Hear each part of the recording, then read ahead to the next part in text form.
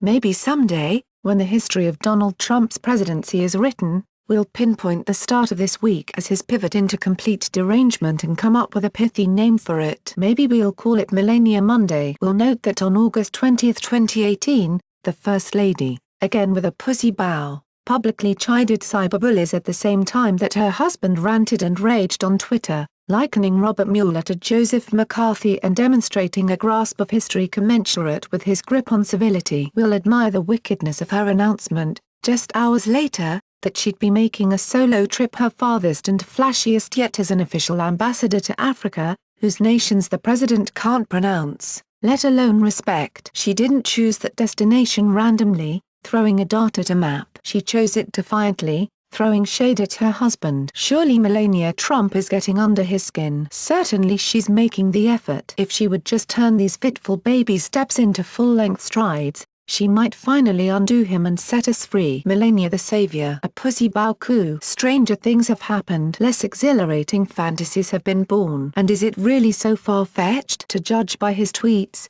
tantrums and apparent belief that Rudy Giuliani is an appropriate advocate, Donald Trump teeters at the precipice of incoherence and self-destruction, needing only a shove. Who best to administer it but a spouse with her own separate bedroom in the White House and her own separate hotel suite when they travel? She inches ever closer to open contempt for him. She finds increasingly clever ways to show it. And it's a perfect wedding of patriotism and payback for all the humiliations that he has heaped on her. This First Lady thing clearly flummoxed her at first. It's a ludicrous job. You're supposed to make a difference without making waves. Find a passion while veiling your convictions and smile blithely through a ceaseless forensic examination of your every accessory. It's infantilizing. It's objectifying. If a presidential administration were a sedan, the First Lady would be its hood ornament. If it were a man's, she'd be the topiary bracketing the front stoop. Usually Melania Trump was absent topiary. America had a denuded front stoop. And we made hasty assumptions. When she initially announced her cyberbullying campaign in a speech in November 2016,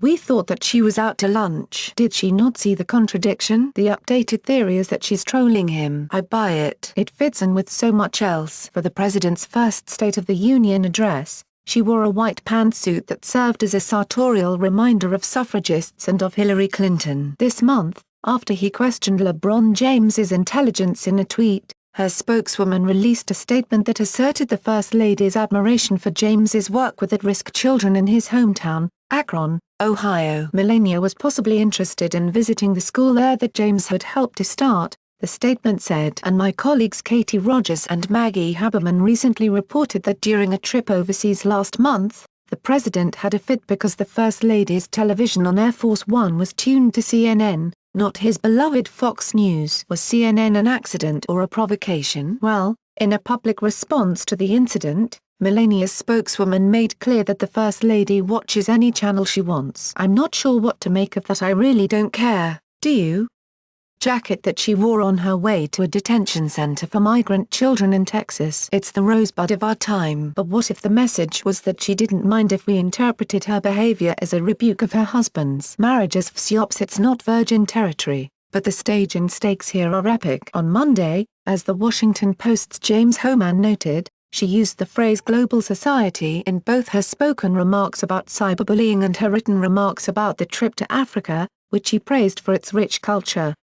Her husband, of course, treats globalists and globalism as dirty words, and some of his shithole countries are on that richly cultured continent. She'll be going there without him. Other First Ladies beautified highways, promoted reading, planted squash. This one could abbreviate a nightmare. She's in a situation that her predecessors weren't, on the arm of an overlord who needs undermining, and it's her invitation to greatness. Or at least her prompt for an itinerary tailored to taunt. I urge that visit to James's school. Bring Don Lemon along. I suggest lunch dates with Maxine Waters, apparel spritzes with Angela Merkel and pajama parties with Nancy Pelosi. And pussy bows and pantsuits for days on end. They're the threads of a revolution. Thanks for watching. What did you think of this video? Let us know in the comments section below. You can also subscribe for more videos like these in your inbox. Now if you are seeking the latest trends in fashion, and electronics and gifts and more of the coolest things that you never knew existed at the best prices,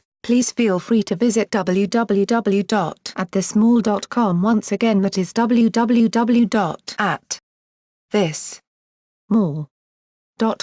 If you are seeking the best in facial and clear skin regimens and products for women and men, including an opportunity to earn residual income, please visit our partner at www.jdro.my/r&f.com. All links are in the description box below. Share this video with your friends and family. Since you're watching, we have a small favor to ask. More people are viewing our videos more than ever, but advertising revenues across the media are falling fast. And unlike many news organizations, we haven't put up a paywall. We want to keep our journalism as open as we can, so you can see why we need to ask for your help. Our videos and reports takes a lot of time, money and hard work to produce. Our investigative reporting uncovers unethical behavior and social injustice that helps to hold governments, companies and individuals to account. Through this we can, together, create meaningful change in the world. We do it because we believe our perspective matters, because it might well be your perspective too. For as little as $1, you can support us, and it only takes a minute. Thank you. Like and share this video on Facebook and Twitter if you agree. Don't forget to support this channel by clicking on the donation link down below and subscribing so you never miss any of our trending reports. What do you think about this video? Scroll down to comment below. Now if you are seeking the truth or guidance or need a prayer request or studies, please visit followyeshua.com at www.follow.now.com. Please note that we have changed to a new YouTube channel. The link is in the description box below. Please subscribe to the new channel, as this one will no longer have new videos and reports posted to it anymore.